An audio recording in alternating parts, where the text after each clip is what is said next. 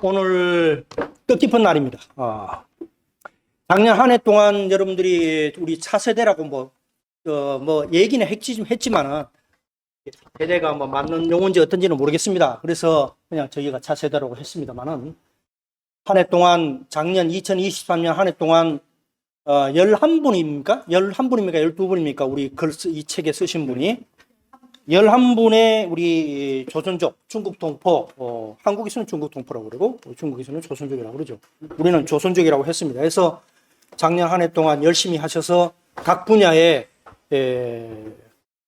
다 집필자로 참가해서 이 책을 만들어냈습니다. 상강포럼, 저희 상강포럼에서 만드는 총서 3권으로 만들어냈는데 들리는 이야기하면은 지금 현재 서점가에서 베스트셀러로 막 부상하고 있다는 그런 얘기가 있습니다. 어쨌든 이렇게 참가해 주셨고 여기에 참가해 주신 우리 글을 너무나 좋은 글들이라서 그냥 이렇게 책으로만 하기는 아깝다. 그래서 먼저 여기 참가해 주셨던 저자들을 모셔서 우리 차세대 포럼을 한번 시작해 보자 하는 것이고 이것을 요 저자에만 국한하는 것이 아니라 이것을 기점으로 해서 저희들이 앞으로 한국 내에서 국내에서 학자로건 또는 기업가로건 또 시민 활동가로서건 각 분야에서 활동하시는 우리 차세대 중국 동포 조선족 차세대들이 자기 자신이 하고 있는 활동을 또 우리가 같이 공유하고 이를 통해서 우리 중국 동포 조선족 사회 커뮤니티가 더욱더 새롭게 질적으로 좀 거듭날 수 있고 또 차세대와 기성세대가 서로 하나로 될 수 있는 공유하는 어떤 발판, 플랫폼을 한번 만들어 보자 하는 것이 저희들이 중국 동포 차세대 포럼을 만든 계기입니다. 그래서 오늘 1회 중국 동포 차세대 포럼을 시작하도록 하겠습니다. 이 모든 것에는 우리 상강 포럼 공동대표로 열심히 물질적으로건 정신적으로건 또 이렇게 후원을 해주시고 밀어주시는 우리 장경률 공동대표께서 있으시다는 것을 이 자리를 위해서 대단히 감사하는 말씀을 올립니다. 큰 박수 좀 부탁드리겠습니다. 그러면 지금부터 상강포럼 제1회 중국 동포 차세대 포럼을 진행하도록 하겠습니다. 지금부터 사회는 이남철 이사님께서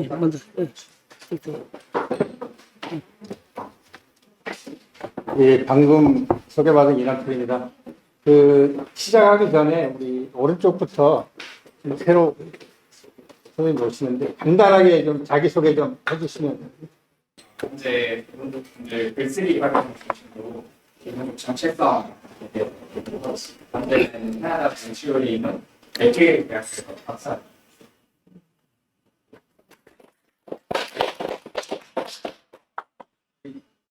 김부영 교수님 간단히 앉아서 하십시오. 안녕하세요. 대학교 동부학대 풍산물리학부에 하고 있는 김보영이라고 합니다. 영광스럽게 이 조선족 차세대 학자 연구 동향과 전망에 같이 집필을 참여하게 되었는데 저도 차세대 끼워드셔서 감사하게 생각하고 있고 앞으로 포럼에서 여러분들 자주 뵐 수 있으면 좋겠습니다. 고맙습니다. 안녕하십니까. 저는 김명록이라 합니다. 차세대 혹은 우리 중국 사회의 이미지를 개선하고 또 중국 동포 사회의 정체성을 우리 발전 제고시키리라 이렇게 생각합니다. 중국 연용성 심양에 있는 권정환이라고 합니다. 지금 현재 연용성 가구동문학회 회장 직원을 맡고 있습니다. 저는 이춘하라고 하고요. 글을 일반문을 조금씩 합니다. 사실들에 해서 또 우리하고 또 다른 지위선이 있지 않을까 이런 기대감을 가지고 왔습니다. 안녕하십니까. 저는 망원대학교 미디어 커뮤니케이션학과 오창하 입니다. 사람들이 많이 들어주시네요. 안녕하세요. 저는 한나라고 합니다. 저는 지금 여러분들도 아시는 분들이 계시겠지만 중국 동포연합회 거기에서 지회장을 맡고 있고요. 현재 제가 하고 있는 일은 안산에서 지금 여행사를 하고 있어요.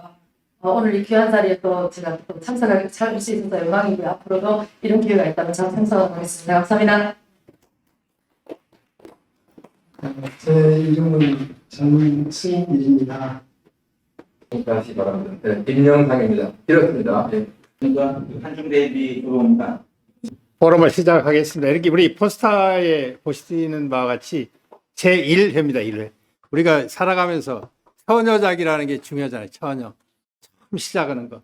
오늘 처음 우리 그 중국 동포 차세대 포럼을 시작하는 날입니다. 아까 조금 전에 말씀드렸는데 멀리서 중국에서 또 전라도 광주에서 여기까지 이렇게 오셔서 이렇게 참석해 주심에 대해서 깊은 감사의 말씀을 드립니다. 오늘은 그 발표자가 4분이거든요. 한 분야를 발표하는 것이 아니고 경제 분야, 법 분야, 또 문화 분야, 또 문학 분야 이렇게 다양한 그 전문가들이 발표를 하니까 참 이해를 부탁드리겠습니다. 그럼 우리 장 기자님 개의사 저한테 아까 마이크를 줬어요. 오늘 우리는 제1회 중국 조선족 동포 차세대 상강 포럼을 거행합니다. 중국 동포 차세대 포럼이라고 못 박은 데는 남다른 의미가 있다고 봅니다. 이번 포럼은 우리 상강 포럼이 지난해 중국 국경들 전야의 3강 총서 제3권 중국 조선족 차세대 학자의 연구 동향과 전망을 라는 일책을 펴는 데 이은 그 연장선이라고 봅니다. 반면 한국이나 중국에서 학술계의 동향을 보면 그 집안 연령대가 높은 노학자들이요. 그 다음에 로 전문가들이 중심으로 하다 나니까 젊은이들이 적습니다. 간혹가다 가물에 신하듯이 이런 게 관행이고 기호입니다. 이런데 상대해가지고 우리인데 상임대표신 곽재석 대표님께서 여러 번 저희하고 어떻게 하면 차시대로 이 사람들이 상대해 가지고 이 젊은 학자들을 양성해서 주류 사회, 주류 학계를 이끌게끔 이렇게 할 수 없겠는가?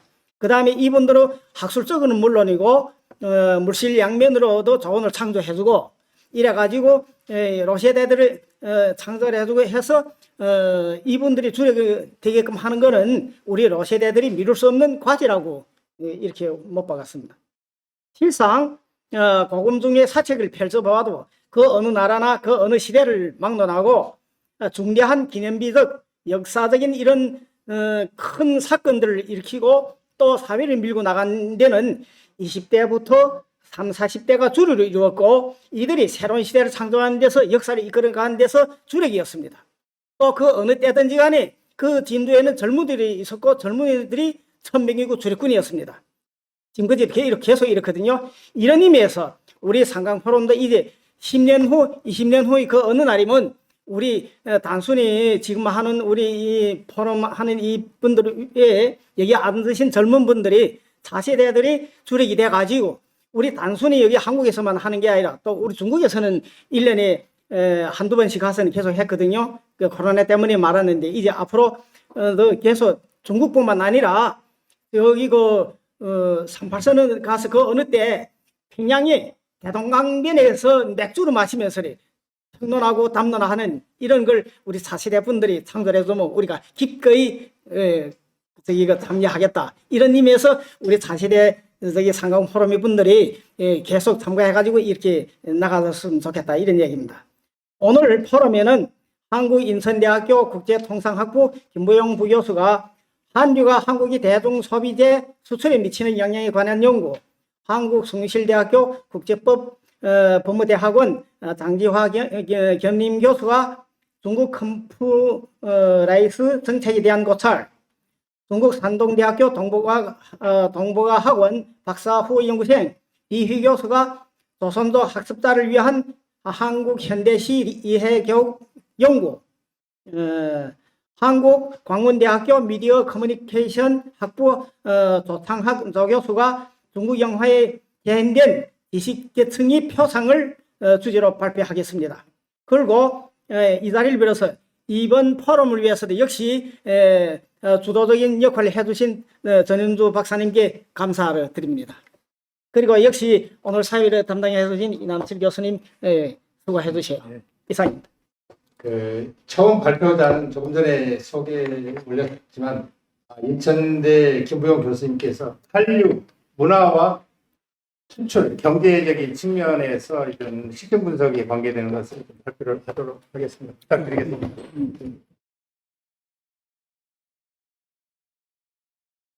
네, 안녕하세요. 설계반의 김보영입니다. 제가 책에서는 중국의 인구 고령화와 경제 성장 사이의 관계에 관한 논문을 썼는데 그 논문은 이제 저널에 이미 실렸고 현재 이 논문은 진행 중에 있어서 여러분들의 고견을 들어보고 싶다라는 마음에 오늘은 다른 주제로 발표를 하게 되었습니다. 한류가 한국의 대중 소비재 수출에 미치는 영향에 관한 연구인데요. 서론에 이어서 중국에서의 한류 소비 특징, 그리고 한국 제품의 중국 진출 현황은 어떠한지, 그리고 실전 분석 모형과 결과에 대해서 말씀드리고 마지막으로 간단하게 시사점을 끌어보도록 하겠습니다.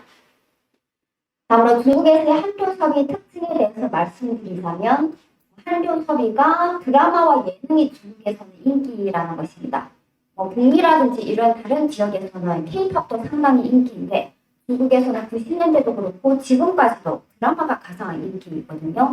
그리고 2000년대 이후에는 예능도 인기인데 요거는 저도 생각을 해봤는데 이제 답이 잘 안 떠오르더라고요. 왜 다른 나라에서는 K-팝이 많이 인기인데 중국에서는 유독 이렇게 드라마를 좋아하는지 제 나름대로 생각하기로는 드라마의 경우에는 영화도 그렇고 자막이 있어서 시청하기에 좀 편한데 음악 같은 거는 그냥 들어야 되니까 자막이 없으니 그 내용을 파악하기 힘든 측면도 있고 또 그것보다도 중요하게는 이 음악적인 정서가 중국은 이렇게 템포가 빠르고 이런 거를 그닥 좋아하지 않는 것 같습니다.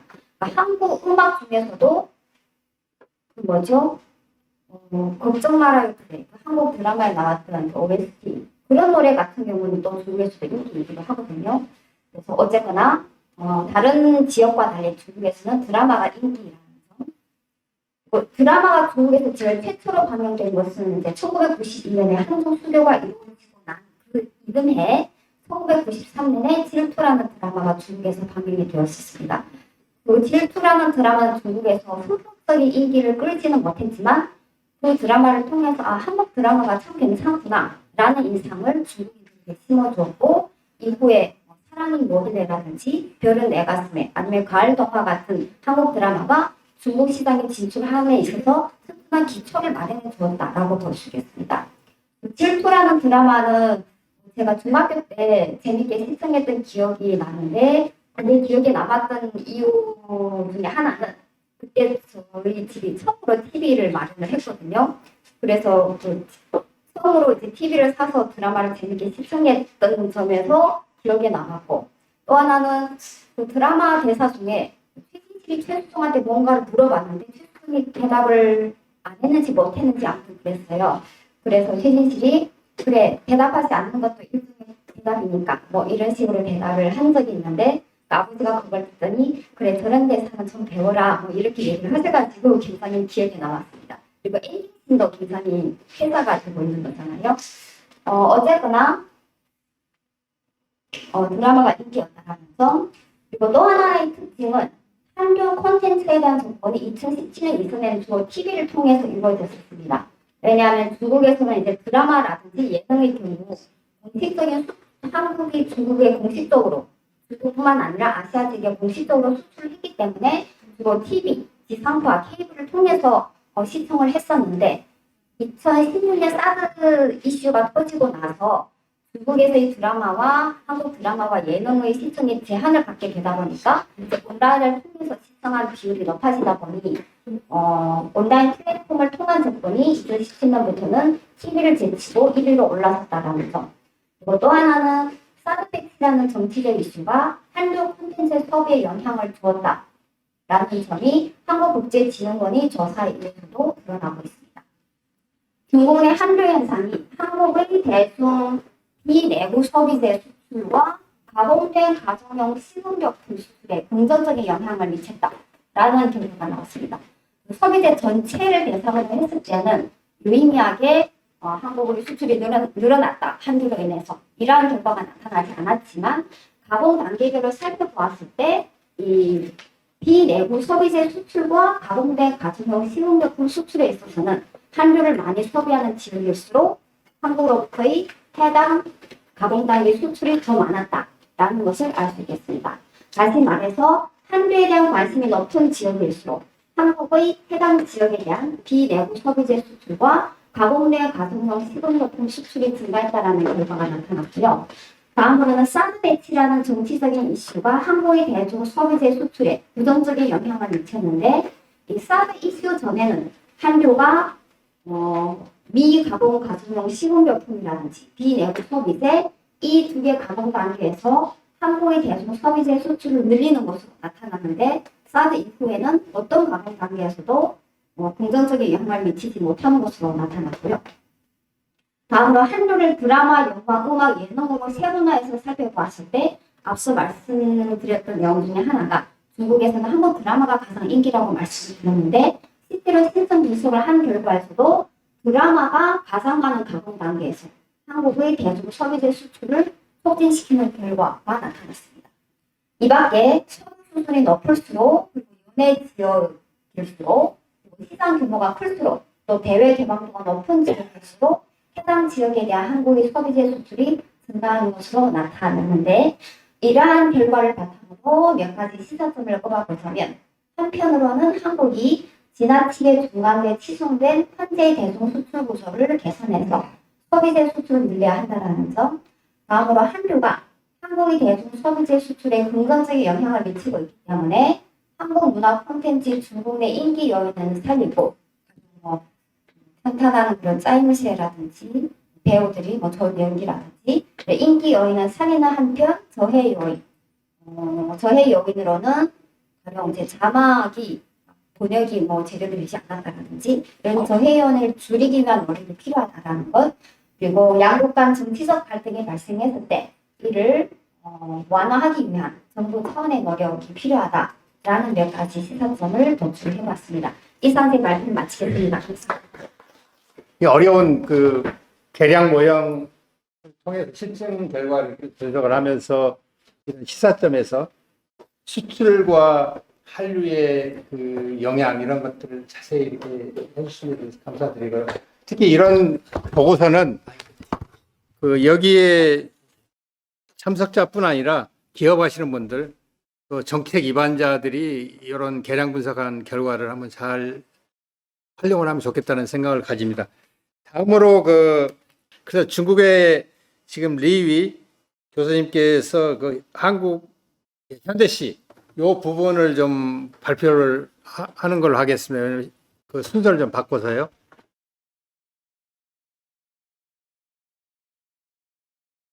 네, 감사 인사를 올립니다. 네, 제가 오늘 잠시만요.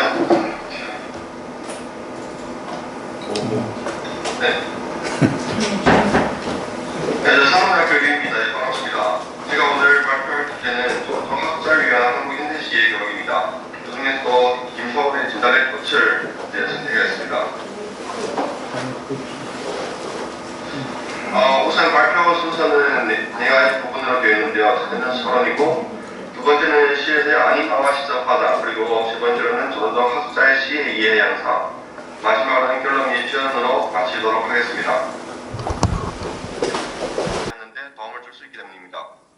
하지만 국어국문 쪽에서는 이 진달래꽃의 화자에 대해서 여러 가지 여성, 남성이라는 논의가 있고 또 이별 전, 이별 중, 이별 후로 여러 가지 상황적 맥락에 따라서 달리 해석한 경우가 있습니다. 하지만 저희 문화교육에서는 주로 학습자의 반응 양상, 즉 독후감을 분석하는 쪽으로 연구하고 있습니다.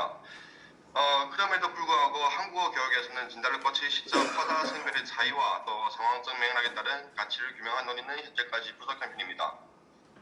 현재 제가 연구하는 대상은 주로 중국에서 조선족 고등학교에서 의무 교육을 받고 있는 주로 연면대학교 고등학교 1학년 왕청중학교 고등학교 1학년 학생들 대상으로 했습니다. 여기에서 제가 연구한 목적으로는 주로 진달래꽃의 시적 화자에 대한 조선족 학습자 이해 양상을 살펴보고 학습자 중심의 현대식 교육 방법을 마련하는 것입니다. 중국에서 조선족 학자를 대상하는 문학 개혁의 현황을 살펴볼 때 주로 교과서를 통해서 많이 이루어지고 있는데요. 특히 조선어문 교과서를 비롯한 그리고 한어 교과서, 여기에는 세계 문학, 남북한 문학, 그리고 중국 문학, 거기에는 전통 문학도 포함되고 있습니다. 이로써 전도 학자들은 그동안 다양한 문학 경험을 누적해 왔습니다. 제가 여기에서 선취한 것은 현재 고등학교에서 필수로 배우고 있는 고등학교 교과서입니다. 여기서 보시면 1단원에는 주로 시들이 수록되어 있는데요. 특히 모태똥이 심원춘문, 그리고 하경지 연안으로 돌아왔네. 세 번째로 진달래의 김서울의 진달래꽃이 수록되어 있습니다. 그리고 2단원, 3단원, 4단원 여기에서는 주로 수필, 소설, 그리고 학습 활동으로 이루어졌습니다. 구체적으로 김서울의 진달래꽃을 살펴볼 때 여기서도 주로 화자에 대해서 주목했지만 하지만 여기에서는 단적으로 직접 여성 화자라고 여기서 결정해 두고 있습니다. 첫 번째 학습 활동을 볼 때 주로 상징, 그리고 여기서 감정 정서 이러한 보편적인 우리 시 교육법에서 가르치는 요소들을 추출하는 것이고요. 그리고 두 번째에서는 주로 서정적 주인공의 태도에 대해서 이게 문제점을 밝히고 있습니다. 세 번째로는 주로 김서울에 대한 중국 조선 어문 쪽에서의 평가입니다. 그리고 마지막에서는 중국에서도 가장 중요시하고 있는 주로 시를 읽고 이해하는 것뿐만 아니라 요즘에는 암송하는 것이 확장하고 있습니다. 필수 교과서가 총 고등학교 고등 1학년, 2학년, 3학년 총 3개의 교과서로 구성되어 있는데 그 외에도 또 선택 교과서가 3가지로 주어져 있습니다. 첫째는 시가와 수필이 있고요. 그리고 두 번째는 소설 감상이 있고요. 네 번째는 또 희곡 감상까지 포함되어 있습니다. 물론 여기에 대한 교육은 구체적으로 이루어지지 않고 있습니다. 주로 학습자들의 자율 선택에 맡기고 있습니다. 두 번째는 제가 주로 시의 표현인 아니마와 시적 화자에 대해서 살펴보고자 합니다. 아시다시피 아니마는 남자 마음속에 있는 모든 여성적 심리 경향을 말씀합니다. 그래서 남성 심리인 내적인 상으로서 시 교육에서는 주로 시적 화자를 통해 구체적으로 표출되기도 합니다. 시적 화자는 또 달리 여러 가지 단어들로 규정할 수 있는데요. 주로 서정적 자, 서정적 화자, 상상적 또는 가상적 자 등으로 불리기도 합니다. 그러나 북한의 경우에는 오직 서정적 주인공이라는 용어만 사용하고 있는 것이 흥미로운 현상입니다. 이처럼 화자를 이해할 때 시인과 화자를 어느 정도 동일시해야 하는 문제점이 내도되기도 합니다. 네, 여기서는 주로 여성적 화자, 주로 아니마의 역할에 대해서 살펴봤는데요. 여기서는 주로 아니마가 적용하는 감정, 기분, 기대, 공상을 남성이 진지하게 받아들여 어떤 형태로 정착시킬 때 작용하는 것으로 나타납니다. 특히 진달래꽃에서는 시인이 보내는 메시지를 전달하는 내적인 여성의 모습으로 등장하기도 합니다. 주로 한국하고 북한의 진달래꽃에 관한 해석을 살펴볼 때 두 가지 차이점으로 분별되는데요. 특히 조선 쪽 교과서의 경우에는 한국 쪽을 지금 많이 따르고 있는 현상입니다. 특히는 이별의 슬픔을 이지력으로 극복해낸 여인을 시적자로 하여 전통적 정한을 예술적으로 승화시키다는 것이 한국 쪽에서의 지배적 관점이고요. 그 근거는 주로 어조에서 크게 드러납니다. 특히 가시옵소서와 같은 정결 의미에서 시 화자가 여성임을 뚜렷이 확인시켜주기도 합니다. 두 번째로는 주로 북한에서는 리얼리즘 시각에서 보고 있는데요. 특히 남성 화자를 보는 경향이 많이 두드러집니다. 그 근거도 주로 개별적인 시어, 특히 역겨워, 그리고 역정이 나거나 속에 거칠게 싫다로 풀이되는데 여기서는 남성 화자가 한치 변명 없이 스스로 비하한 태도를 보이기도 합니다. 또 다른 한 단어는 아름다라는 이 둘레의 길입니다. 한 아름이란 두 팔을 벌렸게 하는 둘레의 길을 나타내는데 남성의 육체를 통해 드러날 수 있는 가장 크고 많은 양이며 이것은 여성의 육체로 표현하기는 좀 부적절하다는 이러한 양상이 있습니다. 김서울의 진달래꽃에 주로 아니마가 인격화된 인물로 나타낸 여러 가지가 배경을 살펴봤는데요. 첫째는 그의 가족 사회에서 살펴볼 수 있는데요. 특히 가족에서는 가장 역할을 하지 못했던 아버지, 그리고 집안 살림을 혼자서 도맡아야 했던 어머니, 그리고 어린 김서울과 함께 지냈던 숙모, 이처럼 여성으로 둘러싸인 가정 환경 때문에 그의 마음속에도 무의식적으로 이러한 아니마가 인격화되지 않았나 싶습니다. 특히 특히 들이우리다 가시옵소서와 같은 의미로 흔히 여성이라고 판단할 수 있지만 이와 같은 어법은 반드시 또 여성의 전유물이라고 할 수는 어렵습니다. 그래서 여러 가지 시를 해석할 때 다양성과 개방성을 둘 필요가 있다고 판단했습니다. 또 한 가지는 화자뿐만 아니라 주로 이별 상황에 대한 여러 가지 판단인데요. 주로 과거인지 현재인지 미래인지 구체적인 상황에 따라서 화자의 정서와 시적 의미가 상이하게 나타납니다. 따라서 학습자들이 주로 시를 읽을 때에는 그대로 읽는 것이 아니라 주로 텍스트와의 역동적인 상호작용을 하면서 그것을 통해서 이해하고 향유하는 것입니다.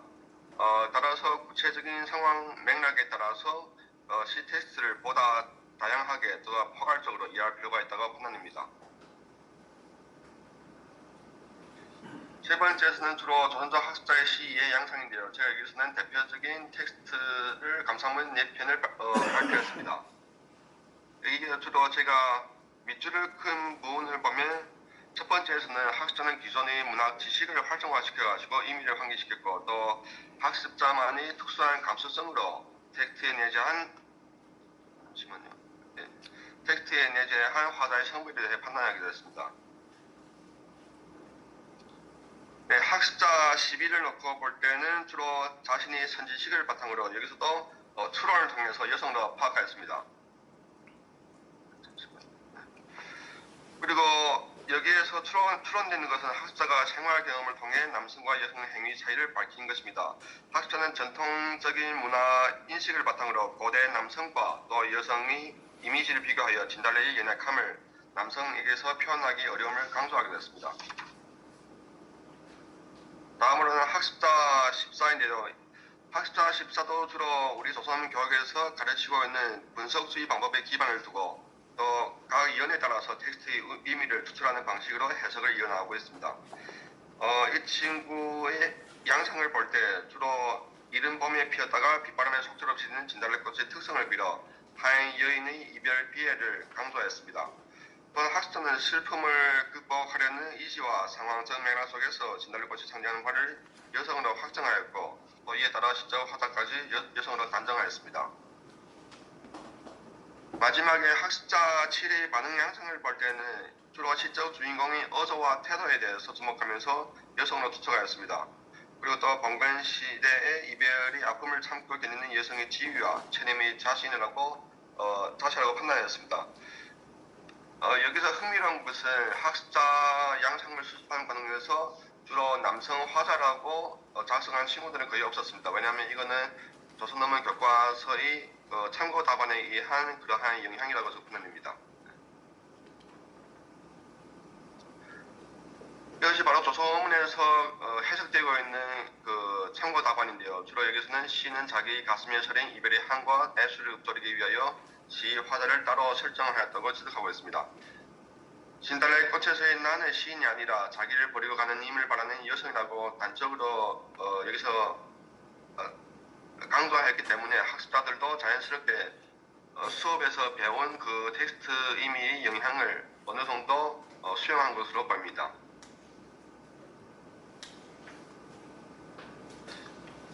네, 이로써 학습자의 양상에 따라서 다양성을 제가 찾기는 어렵고요. 따라서 조선족 학습자 이승훈의 학습 경험을 통해서 구체적인 시적 장치 분석에 있어서 비교적 능숙한 편이지만 이는 주로 주입식 교육의 영향하에 식습된 것이기도 합니다.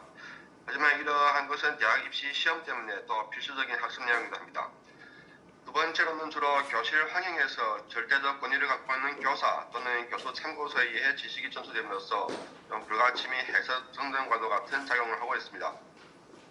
따라서 마지막으로 시가 내포한 다양한 의미와 상황적 맥락을 파악함에 있어서는 학습자는 일정한 어려움을 겪게 됩니다. 그러므로 학습자들이 확산적 사고와 다양한 경험을 활성화시킬 수 있는 교육 방법을 고안하는 것이 필요합니다. 제가 여기서는 주로 방법을 세 가지로 제안했는데요. 첫째는 주로 학습자에게 작가와 화자 사이의 관계 및 차이점을 가르친 후 남성 마음속에 있는 여성적 심리 경향을 아니마로 설명함으로써 남성 화자와 여성 화자의 입장에서 시를 다양하게 이해할 할 필요가 있습니다. 두 번째는 앞서 제가 말씀드렸다시피 주로는 이별 전, 이별 중, 이별 후로 나누어서 또 교실 현장에서 다양한 학습자들이 상상력을 발휘해서 이 상황을 다각적으로 이해할 필요가 있습니다. 따라서 자신의 경험을 소환함과 더불어 새로운 의미를 구성함으로써 개인적 성장을 도모할 수 있습니다. 마지막으로는 학습자의 직간접적인 정서 체험과 학습 효과를 위해서 시 내용에 기반한 상황극을 연출해 볼 수도 있습니다. 2주 전에 연변에 진달래꽃이 만발하게 됐는데요. 여기에 관한 실전적인 행사에 대해서 제가 연변대학 선생님들의 동의를 거치고 아래 여러 가지 자료 사진으로 보여드리도록 하겠습니다. 네, 이건 주로 2주 전에 연변의 용정 쪽에 핀 진달래 꽃인데요.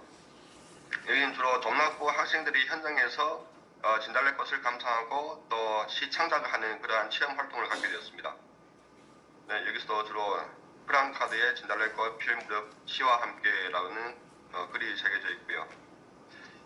네, 이거는 주로 현장에서 학습자들이 교실 문화에서 울타리에서 벗어나서 자연에서 자기가 얻은 감수성을 바탕으로 창작하는 시입니다. 여기서 보면 비록 시 창작의 기교 같은 것과 또 여러 가지 운율 같은 면에서는 많이 다하지만 그래도 자기의 감성과 또 고향에 대한 정을 노래했습니다.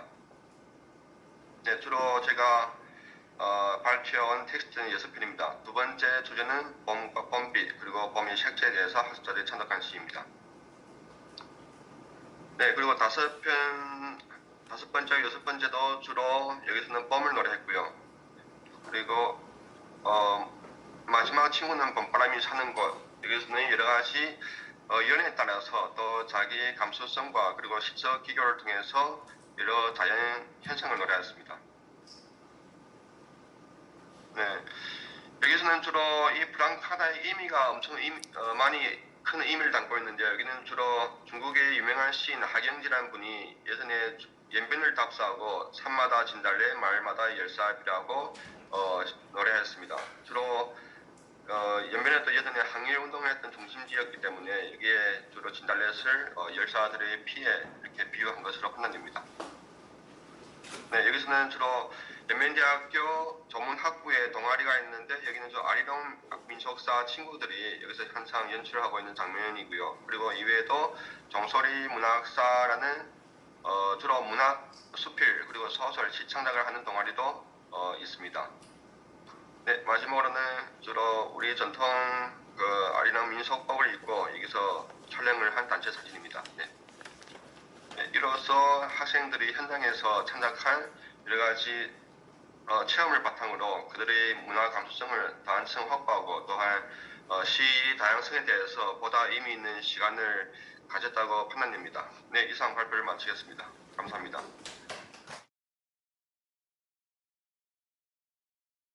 오늘 발표한 내용은 중국 영화에서 제한된 지식계층의 표상이다 라는 주제로 발표 시작하겠습니다. 실제 이제 우리가 이제 지식에 대한 지식과 관련된 인물에 대한 개념들이 많죠. 지식 분자도 있고 지식 계층도 있고.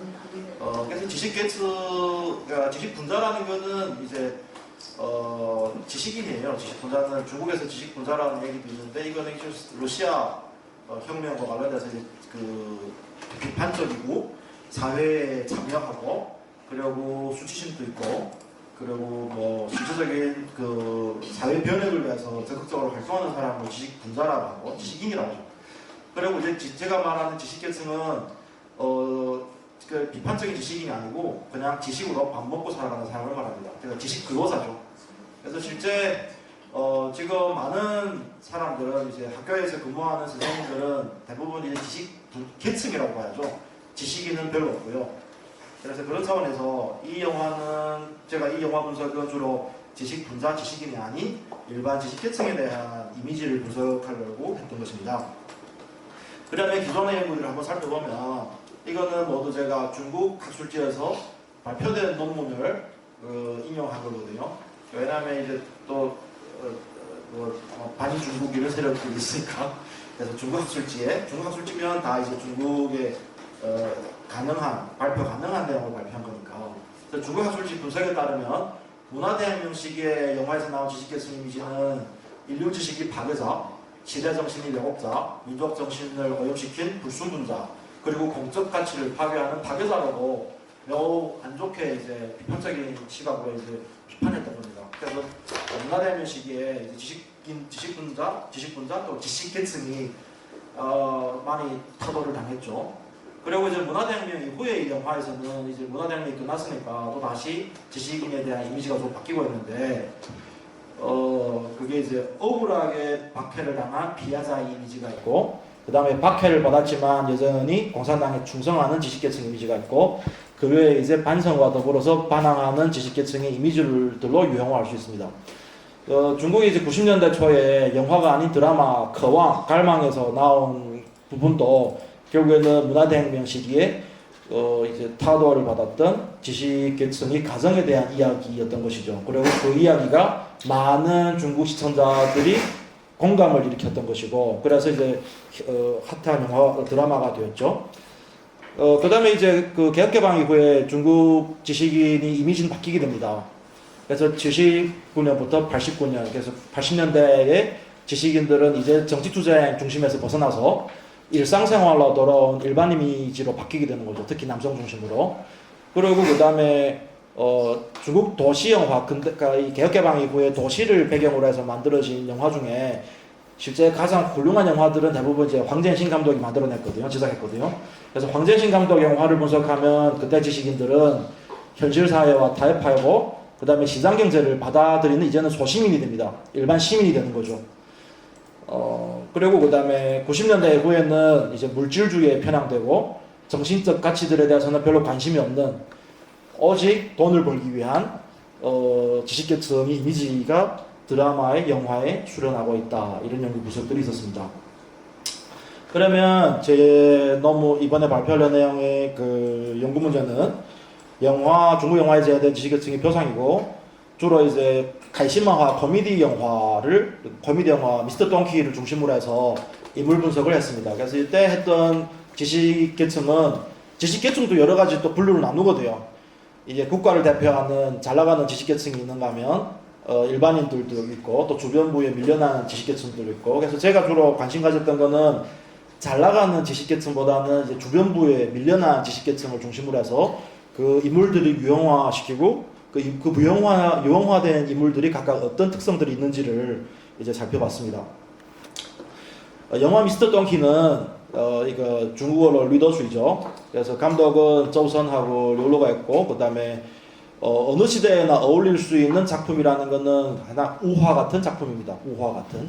그래서 특정한 시기, 특정한 시대적 배경이라고 생각하기보다는 어쩌면 지난 100년을 관통하는 시간적으로는 지난 100년을 관통할 수도 있고, 또 이 공간적으로는 제가 이 영화를 왜 분석했냐면 이 영화를 선택하고 이 영화에 대한 분석을 하고 이 영화에 대한 논문을 썼는데, 이 영화를 보면서 무슨 생각이 들었냐면, 제가 중국에서도 이제 교수했고 한국에서 지금 교수하고 있는데 중국과 한국이 참 비슷하다. 비슷한 점이 많다. 그래서 비슷한 점이 많은데 지식인 계층도 비슷하지 않을까? 살아가는 생활 상황, 그리고 지식 계층에 대한 한국 사회나 중국 사회에 대한 인식이 서서히 비슷해지고 있다. 그래서 한국과 중국을 관통하는, 어쩌면 제가 보기에는 일본도 관통할 수 있다고 생각합니다. 그래서 동아시아 전체를 관통할 수 있는 지식계층의 이미지가 아닐까라는 생각을 했고, 비록 중국 영화를 분석했지만, 그래서 여러분 제가 발표는 하지만 지금 이 제 발표를 듣고 계시는 여러분들께서는 그냥 중국의 지식인이라고 생각하지 마시고 한번 생각해봐요. 한국의 지식인은 어떨까? 지식계층은 어떨까? 일본의 지식계층은 어떨까? 또 중국의 지식계층은 어떨까? 되게 유사하거든요. 그래서 그래서 이 영화를 선택했고, 이 영화의 제작 시기는 2016년도입니다. 그러니까 개봉 시기. 그 전에 제작했고, 이 영화는 먼저 연극을 통해서 그 무대에 올랐고, 무대에 올라서 이제 시나리오도 계속 개선했고, 그런 과정에서 이제 나중에 영화를 만든 겁니다. 그 흥행 수익은 1.73억 위안인데 원화로 하면 344억 위안, 344억 원이죠. 원화로 하면 제작비 476%입니다. 4배를 버는 겁니다. 제작비 4배를 번 거예요. 이게 블랙 코미디라서 중국 시장에서 블랙 코미디가 안 통하거든요. 중국 시장에서 블랙 코미디가 안 통해서 이 사람들도 제작할 때 이걸 제작해서 상영하면 과연 이 제작비를 회수할 수 있을까라는 고민을 했던 겁니다. 근데 생각 밖으로 대박이 난 거죠. 그리고 이거는 2016년도에 수익률이 가장 높은 중국 영화입니다. 그리고 이제 데이터베이스, 이거는 데이터베이스는 전 세계 영화의 평론 그 사이트거든요. 이 데이터베이스에 평점이 7.6점으로 2010년대를 관통하는 전체 중국 영화 중에 탑10에 들어가는 중국 영화입니다. 그리고 더반의 평점도 8.3. 그러니까 다시 말하면 이 데이터베이스에 평점이 높다는 것은 중국인들만 높게 평가한 것이 아니라 이 영화를 봤던 세계적인 모든 사람들이 긍정적인 평가를 했다는 의미를 알 수가 있겠죠. 영화 이야기는 이야기는 먼저 하지 않겠습니다. 왜냐하면 제가 이 논문 쓸 때 중요한 목적은 여러분들이 혹시 중국 영화에 관심 없는 분들도 한번 이 영화를 보시는 게 어떨까, 재밌는 영화. 그래서 이제 이 영화를 가져왔기 때문에 저 시나리오는 얘기 안 하겠습니다. 보십시오. 그래서 이제 그 영화에 나오는 인물 네 분을 이제 분석했는데, 하나는 현실 타협형 인물입니다. 이분은 이제 그 교장 선생님이죠. 교장 선생님. 그러니까 다시 말하면 이 학교 기관 같은 데서 이제 그 고위직에 있거나 관리자입니다. 관리자. 이 관리자인데 이 사람은 어떤 성격 가지고 있냐면 좀 위선자예요. 어떻게 위선자냐면 항상 어쩔 수 없다, 현실 어쩔 수 없어. 그래서 현실과 타협해야 돼 하면서 그 수단 방법을 가리지 않고 이제 뭐 사기극도 벌이고 뭘 하는데, 결국에는 이 사람의 목적은 이 조직을 어떻게 유지하려는 겁니다. 이 학교가 붕괴 안 되고 이 조직을 유지하면서 직원 선생님들이 계속 선생으로서 살아갈 수 있도록 하기 위한 게 목적이고, 다른 말로 하면 하나의 가장이죠.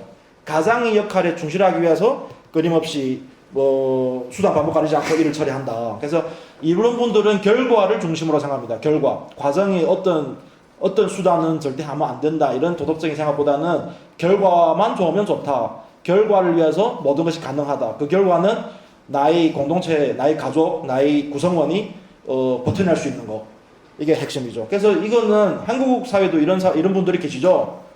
리더들이 우리 조직을 위해서 나는 희생할지언정 어떻게든 뭐 조직을 유지하고 싶다, 이런 사람들이 있으시죠. 그러니까 이런 사람들 같은 경우는 이제 타협을 잘하거든요. 상하 타협을 매우 잘하시는 분들입니다. 그다음 두 번째는 우리 흔히 볼 수 있는 사익추구형이에요. 그냥 돈밖에 몰라요. 학교의 공적 자금도 어떻게 자기 호주머니에 넣으려고 생각하고, 돈이 얼마인가, 이거는 이제 자기가 얼마 가질 수 있냐, 이 고민이 먼저 하는 거죠. 그래서 이런 사람들은 기회주의자예요. 안에는 인민복을 입고 우리는 이제 인민의 복 막겠다 하지만 또 겉으로는 밀크코트 입어요. 나는 돈 많고 권력을 지향하고 있죠. 그리고 또 위선적이면서도 또 고상한 척해요. 항상 명분은 좋아요. 속으로는 돈 가지고 싶은데 말로는 나는 이런 큰 위대한 사업을 위해서 나는 이 일을 한다, 이런 사람들이죠. 그래서 여기서 또 이 사람이 말로는 중국 농민들이 탐욕, 우매함, 나약함, 사익추구, 욕망을 변화시키기 위해서 교육에 종사하고 있다, 농민교육에 종사하고 있다지만 실제 이 사람이 딱 요 유형이죠. 탐욕스럽고 우매하고 나약하고 사익추구밖에 모르는 사람이죠. 그리고 이 사람들도 매우 차별적인 시선을 가지고 있습니다. 나는 공부를 했으니 너는 공부를 못했잖아. 그래서 이제 한국 사회도 그런 얘기가 있었죠. 교육부 한 직원이 한 고위 관료가 개돼지라는 말이 있었잖아요. 일반인들은 개돼지다, 그런 얘기 있었죠. 그러니까 그런 거 비슷한 겁니다.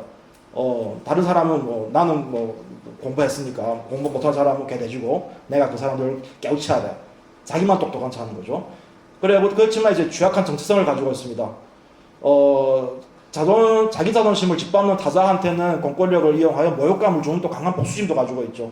그러니까 자기보다 힘 있는 사람한테는 잘 보이고 자기가 힘 없는 사람은 그냥 짓밟아버리는 이런 사람들이죠. 우리 사회적으로는 제일 나쁜 놈들이죠. 그 다음에 세 번째는 이제 권력굴종형이 있습니다. 젊은 시절에는 정의로웠어요.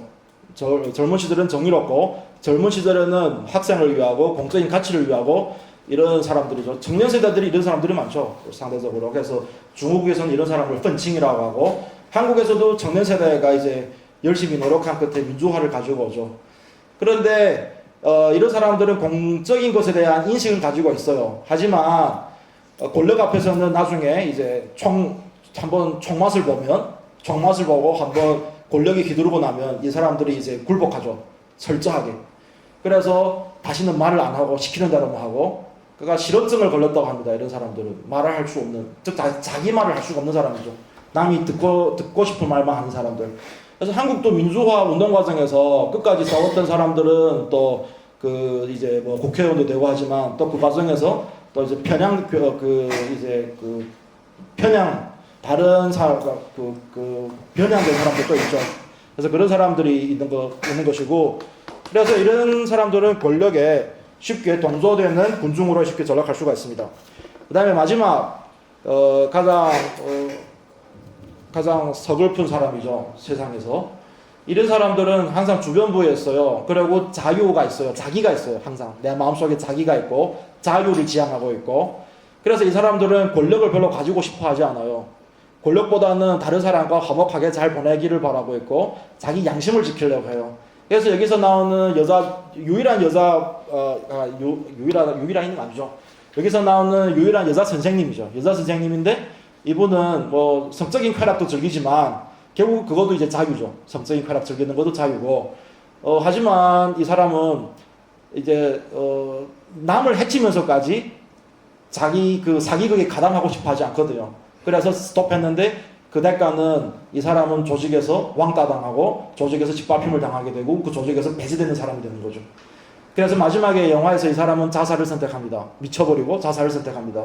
그래서 어쩌면 자유를 지향하는 사람들이 마지막 선택이 길이 아닌가 싶은 생각도 들면서 매우 슬픈 것이죠. 네, 그래서 네 가지 사람이 있고, 그렇다면 지식계층이 생존 공간은 어떠한가? 두 가지로 나누면 이제 하나는 이제 특파원 같은 경우는 관료입니다. 관료 같은 경우는 그래요. 내가 여기서 못하면 다른 데 가서 관료하면 되지. 뭐 어때? 뭐 이런 생각까지죠. 실제 관료들은 그렇지 않을까요?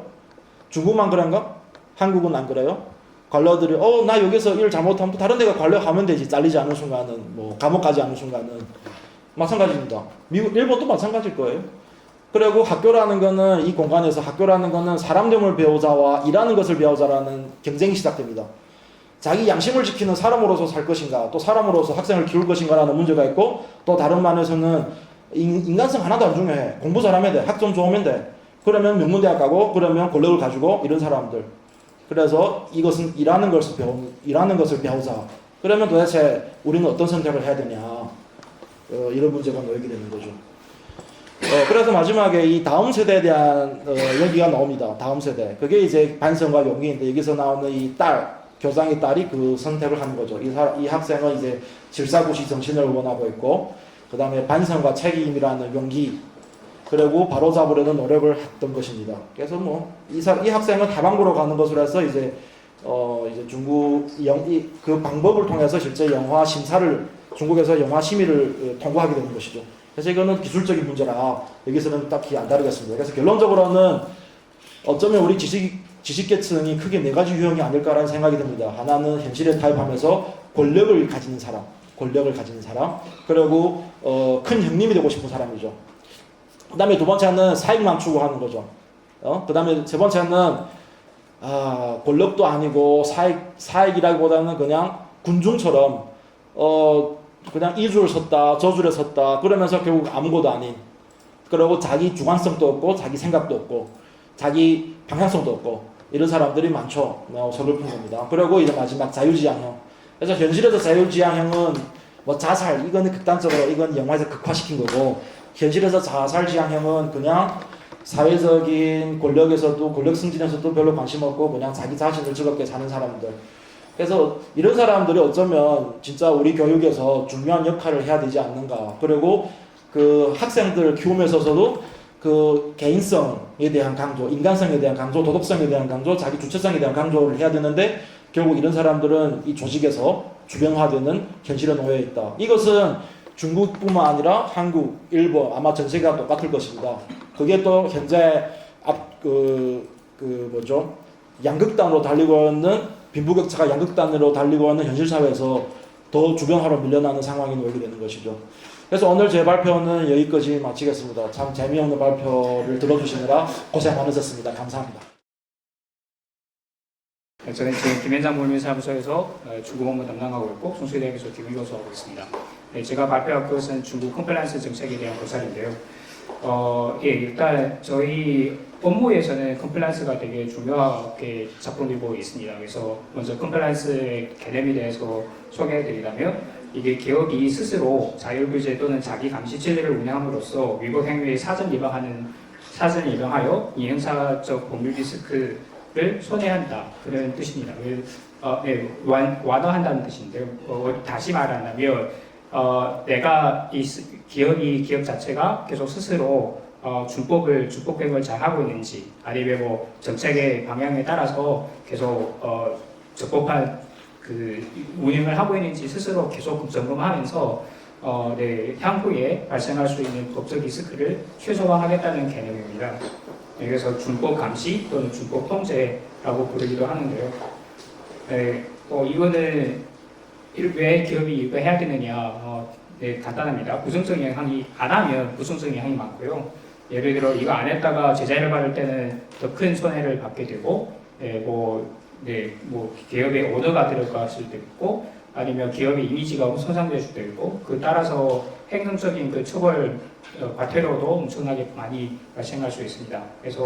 그리고 형사 제재도 받을 수 있고, 더 나아가 거래기후 상실이면 뭐 기업이 좀 더 그 자금을 취득하거나 이런 데 있어서 부정적인 영향을 받을 수 있고, 반면 잘하면 긍정적인 역할을 하게 됩니다. 예를 들어서 국가 차원에서 컴플라이언스를 잘하는 기업에 대해서는 인센티브를 많이 주죠. 많이 좋은 평가를 해주고 높이 평가하고, 원인은 이게 기업이 자체가 준법 교육을 하지 않으면 기업 자체도 문제가 되겠지만 그것을 찾아내서 처벌하고 그리고 그 기업 자체가 그 전반 사회에 대한 부정적인 영향을 주는 것에 대해서 사회적 이봉하는 데에 더 많은 공권력, 그리고 사회의 자원이 투입되기 때문에 어떻게 보면 기업 스스로 자체가 준법행위하는 것이 납세자 자원을 절감하게 되고 사회에 대한 악영향을 최소화하기 때문에 국가 차원에서 정부 차원에서는 많이 지지하게 되겠죠.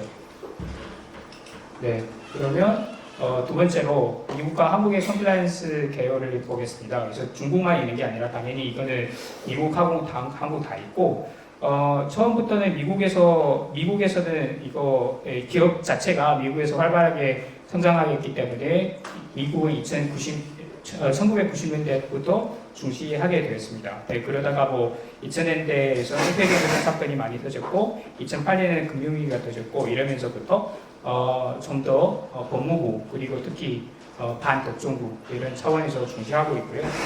한국도 미국의 그런 흐름을 따라서 지금 한국에서 마련하고 있는 제도는 회계관리제도, 준법직원인, 준법감시인, 공정거래 자율준수 프로그램, 이에 따라서 만약에 이러한 그 요청에 대해서 정부적인 차원에 대해서 제대로 이행하지 않았다 하면 그 법적 책임을 묻는 그런 시스템입니다. 그러면 본론에 들어가서 중국에서는 어떻게 하게 되느냐 보았는데요.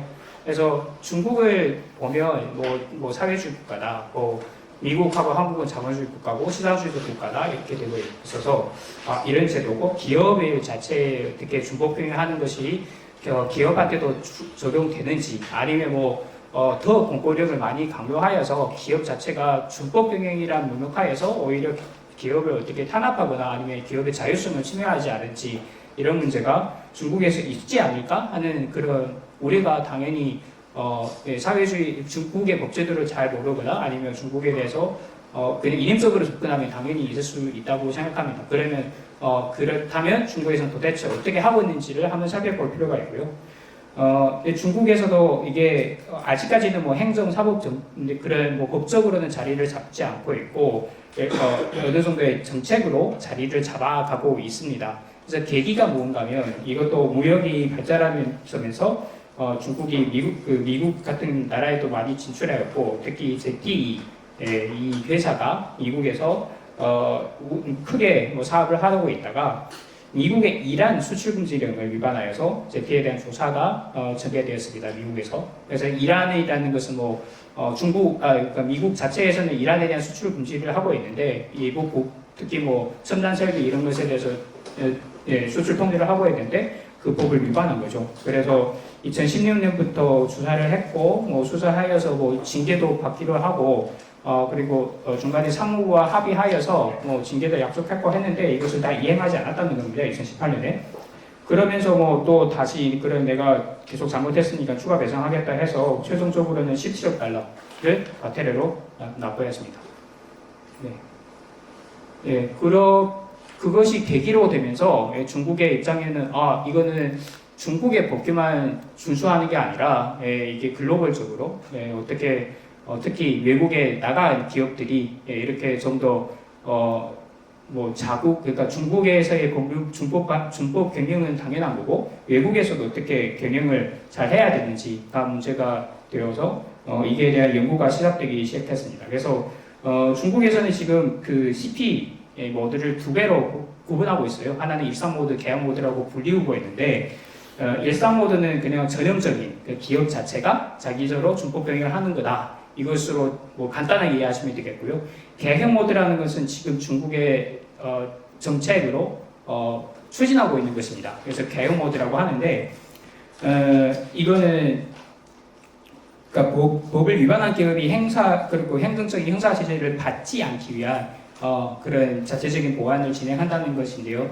그래서 중점은 일단 현황을 살펴보면 중국의 행정관리 부서가 그러니까 중국 국유 기업을 대상으로 처음에는 이렇게 컴플라이언스를 어떻게 해야 된다, 기업의 컴플라이언스를 어떻게 해야 된다는 것을 이렇게 가이드 같은 것을 많이 제작하고 있습니다. 보시면 응감회, 증감회, 보감회, 그리고 질량감독위원회, 발전관리 개발위에서도 이렇게 그 가이드라인을 제작하고 있고 그것을 이 페이지는 정리해 드린 거고요. 다만 문제점이 있습니다. 일단 필요성은 있겠죠. 중국의 고기업들은 이미 시장 규모가 크고 상당한 글로벌 경쟁력을 갖고 있어서 있지만 근데 준법경영 기준을 적용하는 미숙한 부분이 있습니다. 그래서 그리고 또 중국도 지금 법제화 사회를 나아가면서 법이 많이 바뀌고 있어서 그러면 기존의 법하고 신법합의 간에 어떻게 그 접목점을 찾는지도 문제일 만큼 중국법하고 글로벌적인 외국법 사이에서의 접목점 찾는 것도 문제가 되어 있는 상황입니다. 그래서 이 지금의 상황에서는 우선 행정기관 주도로 이렇게 가이드라인을 작성하여서 너희들이 가이드라인에 따라라 이렇게 하는 것이 어느 정도 필요성이 있어 보이긴 하는데 문제점을 생각하신다면 어차피 이거는 행정기관 주도적이다 보니까 특정 산업, 특정 기업의 특성을 충분히 고려하지 못합니다. 그리고 거의 모든 법규들을 납부하여서 그러니까 이게 법에 대한 것을 거의 다 나열하여서 그런 그 시스템을 구축하는 것을 말하는데 그러면 그거 어떻게 다 하기에는 기업의 입장에서는 부족하잖아요. 예를 들어 그 규모가 안 되는 기업인데 그게 다른 자세한 그런 법규까지 다 지키고 할 수 없는 상황이고 그러한 이력도 갖추어지지 않고 시스템도 없는데 그냥 가이드라인대로 따라해라 하기에는 필요성하고 유효성이 다 떨어질 수 있습니다. 그래서 실효성, 미비인 시스템은 어떻게 보면 그냥 보여주기 컴플라이언스. 예를 들어서 기업이 이거 다 따라하기는 거북하고 근데 따라하지 않자면 또 행정기관에서 뭐라고 하니까 일단 시스템을 만들고 이행하지 않는 거죠. 그래서 점검할 때만 보여주기 식으로 우리는 이거 컴플라이언스 하고 있다, 가이드라인에 따라서 하고 있다 이렇게 하고 있어서 이게 실효성이 있는지가 당연히 문제가 될 수 있다고 생각합니다. 그래서 해결책을 어떻게 해야 되느냐, 이게 아마 저희 논문에서 가장 중요한 기업의 입장에서는 제일 가치가 있는 도표라고 생각할 수 있을 것 같습니다. 그래서 유형별로 자기가 어떤 기업인지 찾아서 그러면 이 유형별 기업의 핵심 내용은 무엇이냐, 컴플라이언스의 핵심 내용은 무엇이냐, 그러면 그 핵심 내용에 따라서 어떻게 하면 그 시스템을 만드냐 이것을 고민하면 되겠습니다. 예를 들어서 플랫폼의 기업, 예를 들어 지금의 쿠팡, 한국 같은 경우 쿠팡, 그리고 지금 한국에서 많이 사업을 하고 있는 테무, 알리익스프레스 이런 같은 경우는 데이터 보고 공정거래, 지시재산 거 보고 이것이 CP의 핵심 내용이 되겠죠. 그러면 그 시스템이라는 것은 여기에 맞추어서 데이터 보고 시스템을 구축하고 개인정보 시스템을 구축하고 독점 시스템을 구축하고 부당경쟁 시스템을 구축해야 되는 것이고 실질적으로도 테무가 지금 사업을 많이 벌리고 있고 하니까 최근에도 뉴스에서 많이 나오겠지만 공정위에서 테무를 때리고 지시재산 보호법에서 보호국에서 그 시스템을 때리고 있고 개인정보위원회, 소비자보호위원회 그리고 뭐 다 지금 태무를 상대로 때리고 있는 주요 기관이 지금 공정위, 특허청 그리고 개인정보위원회 이렇습니다. 그것을 저희가 지금 대응해주고 있긴 하는데 그렇다 보면 태무의 입장에서는 지금 하루빨리 시급하게 저기 네 가지 여기 네 가지 시스템을 구축하면서 대응할 필요가 있다는 것입니다. 네.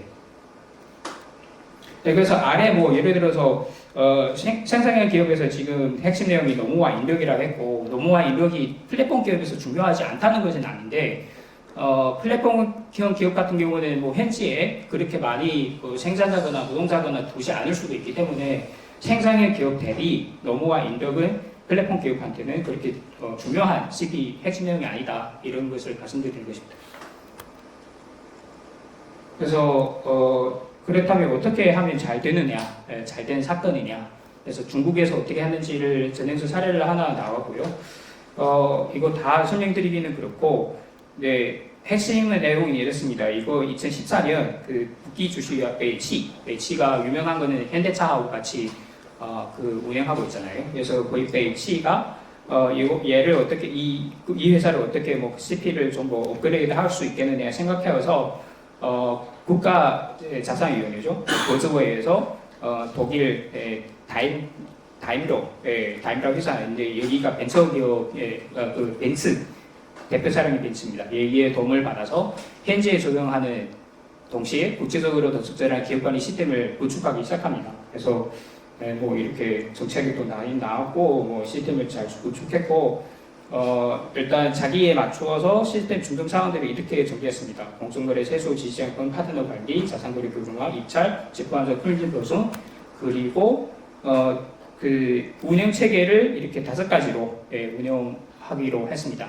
하나는 리스크를 분배하고 평가 체계를 구축하고 통제 체계를 구축하고 운영에 대한 감독관리 체계, 홍보와 교육 체계, 결과에 대한 감독과 개선 체계 이렇게 해서 5개 체계로 운영하고 있는데 성공하였다로 판단합니다. 성공하였는 원인을 분석하며 이렇습니다. 하나는 기업의 자체적 특성을 충분히 반영하였다. 두 번째는 시스템 관리 제도가 사내에서 헌법적인 그러니까 제일 중요한 위치를 차지하고 있다는 것이죠. 그리고 매뉴얼을 구체적으로 했다. 그래서 집행할 가능성이 높다. 그리고 상식적이고 감독관리가 상식적이고 유효하고 작동하는 기타 부수 체계를 마련했잖아요. 여기 들어가 보면 그냥 뭐 분별과 평가 체계만 있는 것이 보여주기 겸 컴플라이언스고 이거 잘 해결하기 위해서 여기 부수 체계들을 다 만들어 놓은 것입니다. 그래서 그리고 마지막에는 기업의 관리가 진짜 뭐 위에서부터 아래까지 여기에 컴플라이언스 시스템에 규정하는 절차대로 잘 따라서 운영하였다입니다. 네, 그래서 그거는 뭐 아까 일상 모드에서 이게 중국에서도 이렇게 하고 있는 특히 뭐 국유기업 위주로 하고 있다 이 것이고 그럼 개혁 모드는 무엇이냐? 개혁 모드로 들어가 보면 핵심 내용은 이렇습니다. 이미 불법 행위를 범한 상황에서 아까는 불법 행위 전이잖아요.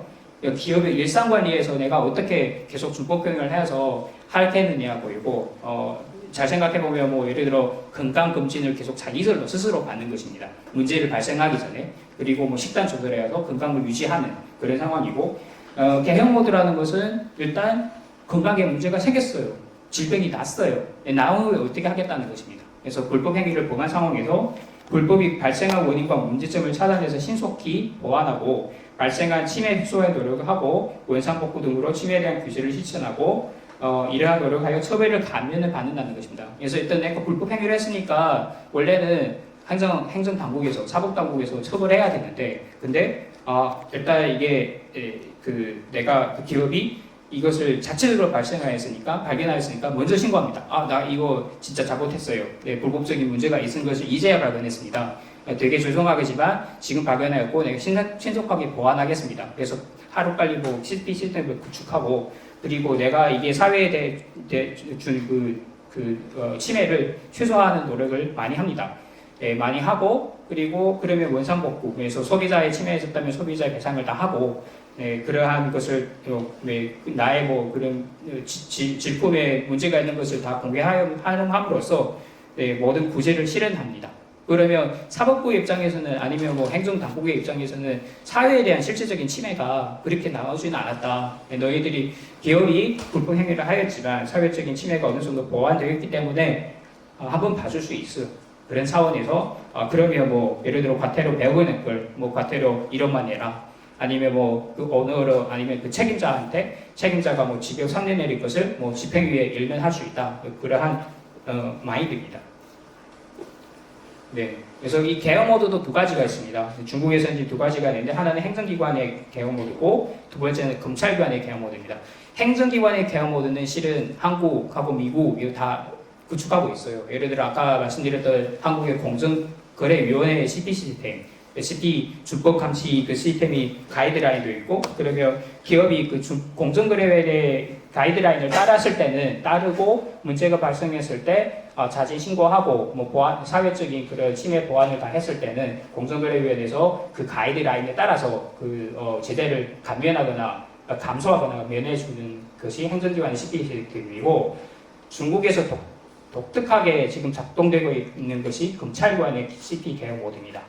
그래서 컴플라이언스 불기소 제도라고 시행하고 있는데 이거는 불법 행위가 있는 기업을 바로 기소하는 것이 아니라 불법 행위 발생 것을 평가하고 불법 행위 계획을 요구하고 일정한 관찰 기간을 설정하여서 관찰 기간 만료 후 검찰이 시스템에 대해서 검수하고 검수 통과하면 불기소 처분을 내린다는 것입니다. 이게 왜 중요한가 하면 미국하고 한국에서도 지금 이런 제도가 없습니다.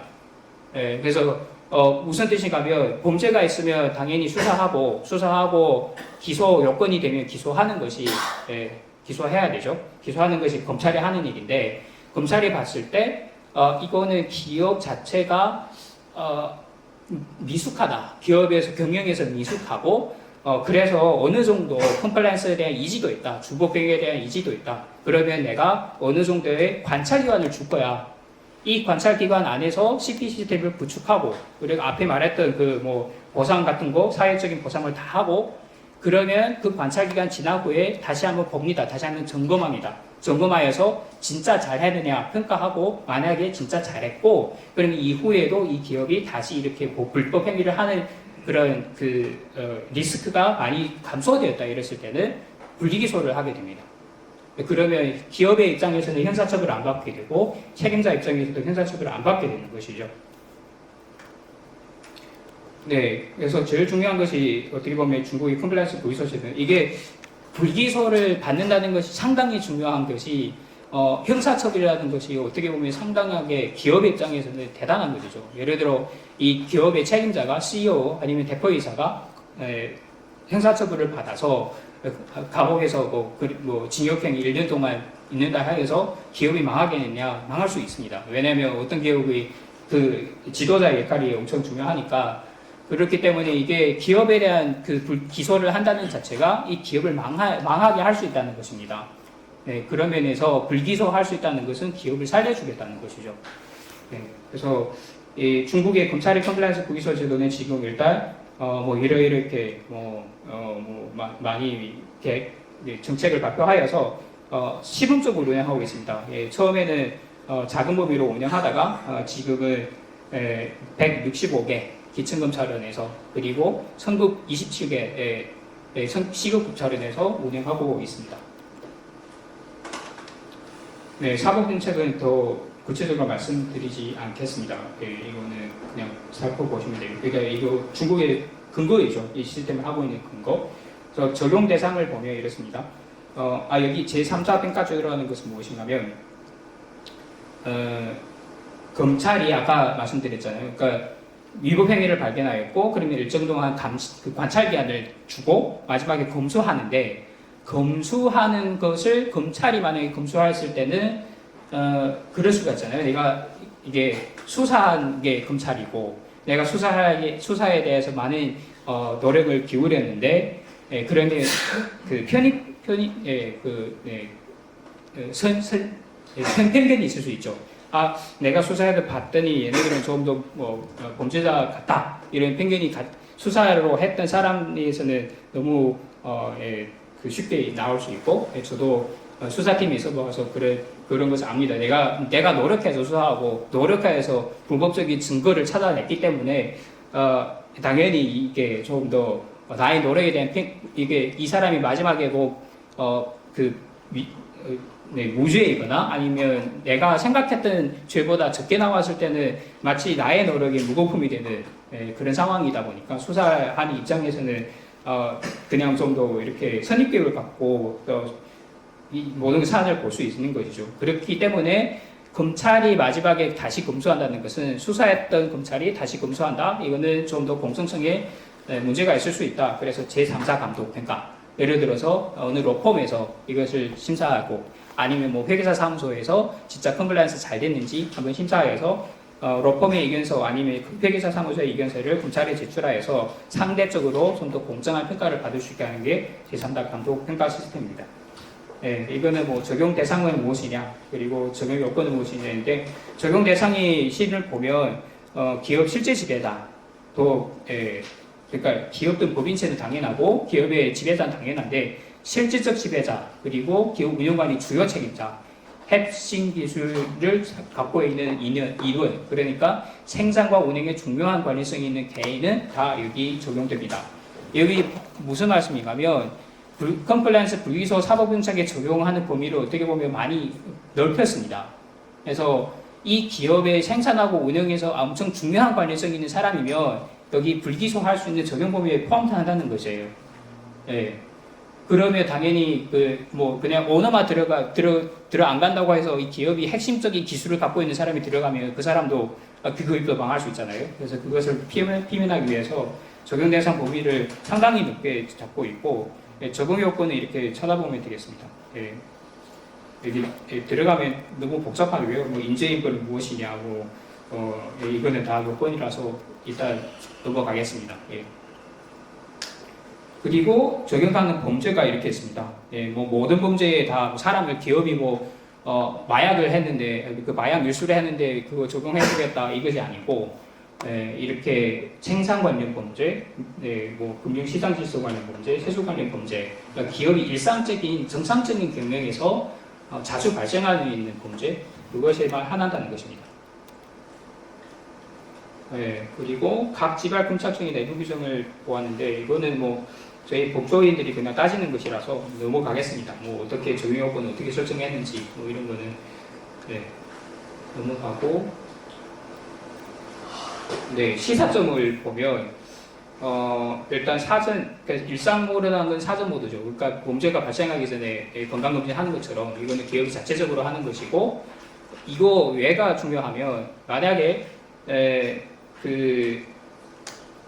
수사를 받잖아요. 뭐 이게 위법 행위가 있다 이랬을 때 사법기관이 수사받거나 아니면 행정관의 조사, 예를 공정위에서 조사가 내려왔어요. 그러면 이럴 때 내가 이게 일상적인 CP, 그러니까 내가 항상 건강검진을 하고 항상 나 자체를 검증한다, 이 증거를 내놓는 것입니다. 내놓으면 그 당국의 입장에서도 이 기업은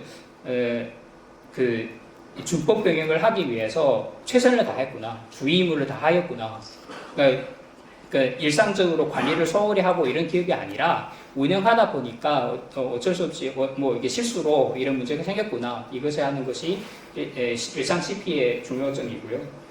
그리고 개혁 모드라는 사고이죠. 그러니까 문제가 발생했을 때 핵심적으로 놓고 말하면 아까 중국의 제도 같은 경우 불기소할 수 있다는 것이죠.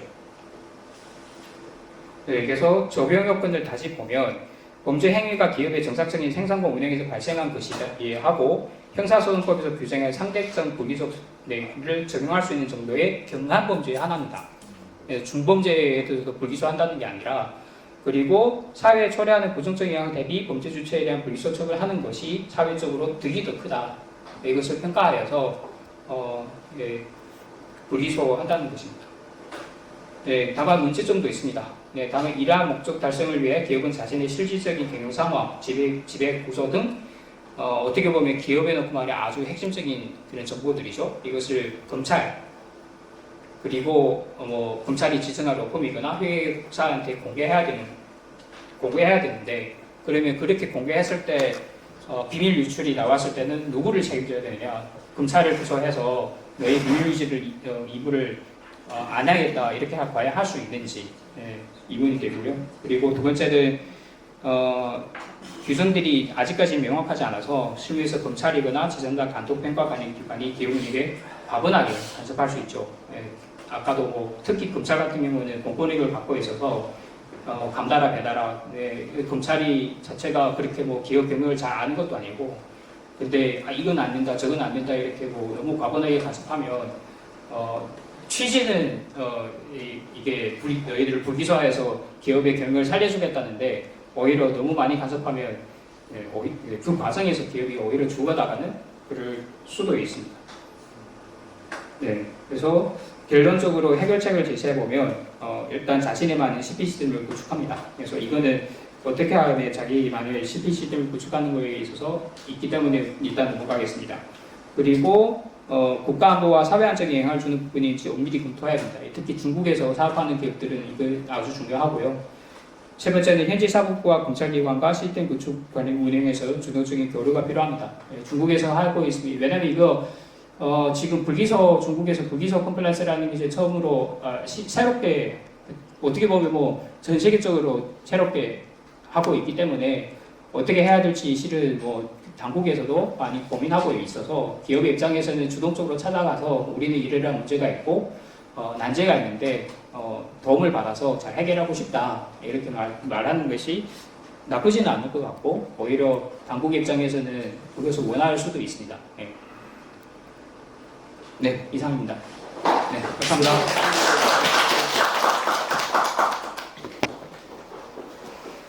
고생 많으셨습니다. 처음에는 어렵다가도 자꾸 CP를 들으니까 CP가 잘 씹히는 것 같아요. 고생 많으셨습니다. 오늘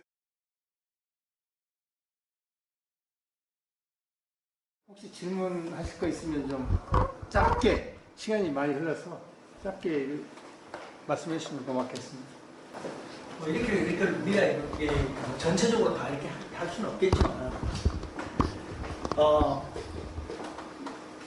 한국에 들어와 있는 우리 이제 활동을 하시는 우리 중국 동포 차세대 지식인들, 을 평가하실 때 본인은 어떤 유형이라고, 여기에 뭐 너무나 이 전체적으로 지금 이게 뭐 개괄적으로 되어 있기 때문에 본인이 생각할 때는 어떤 유형을 추구하는 것이 좋은 건지 아니면 어떻게 방향성을 가지면 좋은 건지 이걸 좀 한번 평가 좀 해주시면 좋겠다 이런 생각이 좀 있습니다.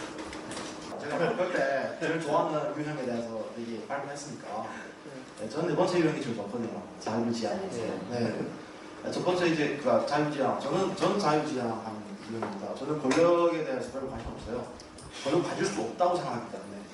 네, 제 상황상 권력을 가질 수 없다 생각 때문에 가질 수 없고 공부를 했으니까 사업을 하지 않는 이상은 뭐 제가 돈 벌 가능성도 별로 없어요. 네, 돈을 축제할 가능성도 없고 그리고 또 그렇다고 해서 저 공부하는 사람인데 이 줄 저 줄 적고 싶지 않거든요. 저는 제 생각이 있거든요. 그렇기 때문에 제가 할 수 있는 건 제 자유고 제가 생각하는 거. 그래서 요즘도 그런 생각만 해요. 어떤 분들은 이제 사회활동도 하려고 하지만 저는 오히려 사회활동은 좀 덜 하고 다시 연구실에 들어가서 좀 차디찬 그 의자에 앉아있는 시간을 좀 길게 했으면 좋겠다.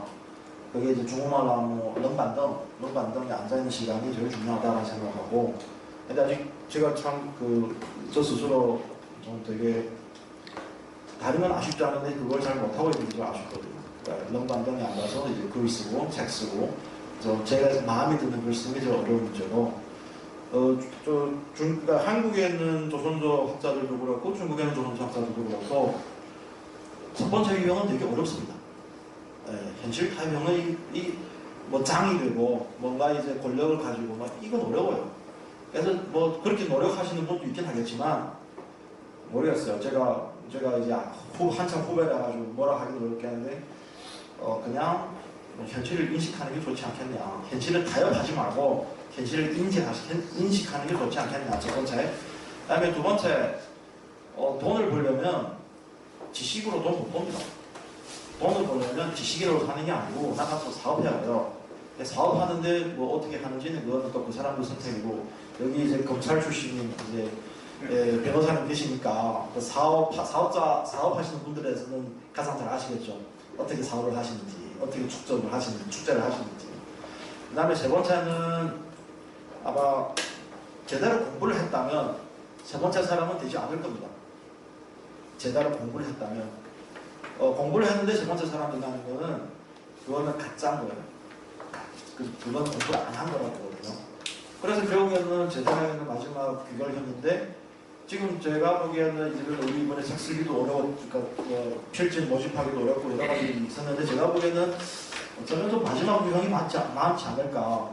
마지막 유형이 많아서 이렇게 뭐 민족적인 책임감 이것도 너무 부담스럽다. 뭐 국가적인 책임감 그것도 너무 부담스럽다. 그냥 저를 좀 그냥 내버려 두세요. 저는 그냥 제 연구를 할게요. 제 책을 읽을게요. 제 글을 쓸게요. 아마 이런 사람들이 많지 않을까. 그런데 이런 사람들한테 너는 중국이야, 한국이야 이런 질문하면 솔직히 대답하기 자체가 싫어요. 대답하기 싫어요. 그리고 대답할 경력이 아니에요. 그리고 그걸 물어보는 사람은 그 생각을 가지고 있기 때문에, 정치적 목적성을 가지고 있기 때문에 물어보는 것이고, 그래서 모르겠어요. 저도 아마 저만 대표하는데 제가 다른 분들은 대표할 수 있을지 자격은 없다고 생각합니다만 아마 다 그런 생각들을 가지고 있지 않을까. 그래서 제 개인적인 생각으로는 제 개인이, 다른 분들은 모르겠고요. 제 개인이 마지막 공부를 열심히 해서 마지막 유형이 사람으로 좀 즐겁게, 저 스스로 즐겁게 살았으면 좋겠어요. 예, 이상입니다. 감사합니다.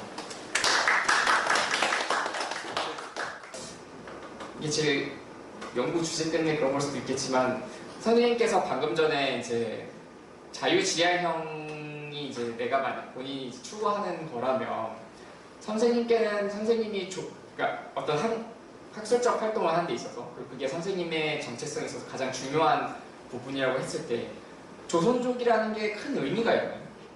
그러니까 지금 선생님께서 말씀하신 거는, 그러니까 사람들이 나에게 계속 물어본다, 나의 정체성에 대해서. 그러니까 내가 하고 싶은 것들이 있고 내가 자유롭게 사고하고 싶은 부분들이 있는데, 사람들이 의뢰 나를 어떤 사회적 유형으로 넣어버리고 거기에 따라오는 다양한 질문들을 나에게 하는데 그게 굉장히 나에게 부담스럽다라고 생각을 하신다면, 선생님이 생각하셨을 때 가장 의미 있는 활동, 어떤 그러니까 학술 활동을, 학문 활동을 하는 데 있어서 선생님에게 조선족이라는 게 어떤 큰 의미가 있는지 좀.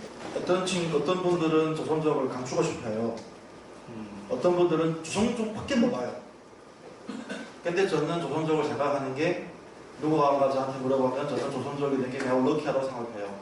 럭키하다. 왜 럭키하냐면, 제가 조선족이기 때문에 저도 그동안 고민했어요. 민족 문제도 고민하고 국정 문제도 고민했지만, 더 매우 럭키한 이유가, 저는 그 누구보다도 국가와 민족을 뛰어넘는 데 있어서 능력이 뛰어나다. 그래서 오히려 제가 학문을 하면서도 그렇고, 제가 세상에 대한 세상을 관찰하면서도 그렇고, 저는 오히려 조선족이라는 게 제 발목을 잡는 게 아니고 제 상상의 영역, 제 사고의 통찰력, 모든 걸 더 투철하게, 더 뛰어나게 할 수 있는 부분이 있습니다. 그래서 저는 오히려 매우 럭키하게 생각해요. 그리고 나는 누군가 너는 소수민족 돼서 중국에서 그렇게 생각 안 하거든요. 소수민족 돼서 그냥 다르네 이렇게 생각해요. 한국은 너는 소수잖아 이렇게 생각하지만, 중국에서는 너 다르네 이렇게 생각해요. 그러니까 제가 뭐 중국을 잘한다고 그러는 게 아니라 그게 일반인들이 생각이에요. 정책은, 민족 정책은 또 다른 얘기고. 제가 경험하기로는 오히려 이게 민족 국가를 뛰어넘기 때문에, 공간도 뛰어넘고 시간도 뛰어넘기 때문에 사고의 폭이 더 넓다고 생각해요. 사고의 폭이 더 넓고 더 유연하다고 생각해요. 그래서 저는 되게 자유로워요. 그래서 누군가 물어보면 그냥 조선족이라고 얘기해요. 근데 누군가 물어볼 때 이제 외국인이에요 물어보면 저는 중국인이라고 대답해요. 민족은 뭐예요? 하면 조선족이라고 대답해요. 그냥 그런 문제가 아까 솔직히 물어보는 물음과 대답하는 게 어긋날 때가 많아요. 물어보는 분도 자기가 무슨 생각 가지고 물어보는지도 잘 모를 때도 많고, 특히 한국 사회에서. 그렇지만 알고 물어보면 워딩을 잘 할 거예요. 근데 저는 워딩을 잘하는 한국인을 많이 못 봤어요. 그래서 한국 사회에 대해서 뭐라 하는 건 아니고 다르다는 얘기를 하고 싶어요. 그리고 내가 조선족이라서 나는 소수다라고 생각해서 힘이 없다고 생각해서 뭐 권력충 안 한다고 해서 제가 힘이 없다고 생각 안 하거든요. 제 힘은 다른 데 있는 것이지 우리가 생각하는 일상의 그 권력, 우리가 생각하는 일상의 그 파워, 그게 있는 게 아니라고 보거든요. 그래서 저는 되게 즐거워요. 그리고 앞으로 더 즐겁게 살려고 해요. 그렇지만 지금 제가 아쉬운 거는 언어를 좀 더 뛰어넘어야 되는데 중국어하고 한국어하고 잘 못하는 게 아쉬운 거예요. 그래서 이제는 언어를 뛰어넘어서 좀 더 자유롭게 살고 싶어요. 두 가지를 하나 좀 물어보고 싶은데 요즘 핫한 뉴스니까 이제 뭐 알무 뭐죠? 알리, 테무, 쉐인? 알리 테무까지 갑시다. 요즘 많이 질문 받지 않아요? 그와 관련돼서? 아니 별로 많이 받지는 않았는데. 네. 그래요? 근데 김우영 교수님은 그쪽과는 그쪽 경제 분야는 별로 관련이 없나? 연구가? 상당히 지금 한국 사회에서는 아주 한국 경제의 위협을 받을 정도로 그렇게까지 뭐 유튜브 방송에 이렇게 나오는데 거기에 개인적으로 어떻게 생각하시는지. 근데 아직 그렇게 제가 생각하기로는 위협을 받을 정도는 아니고 이제 알리도 그렇고 테무도 그렇고 이제 미국에도 진출하고 있고 이제 한국에도 이제 진출했는데 그래서 뭐 일부 기사에서는 뭐 쿠팡이나 이런 플랫폼들이 영향을 타격을 많이 받지 않겠느냐 이렇게 얘기를 하고 있지만은 실제로 근데 주변에서도 그러고 제 학생들이나 뭐 테무를 통해서 뭐 산 게 없대요. 그러니까 실제로 그렇게 많이 침투를 하진 않았거든요.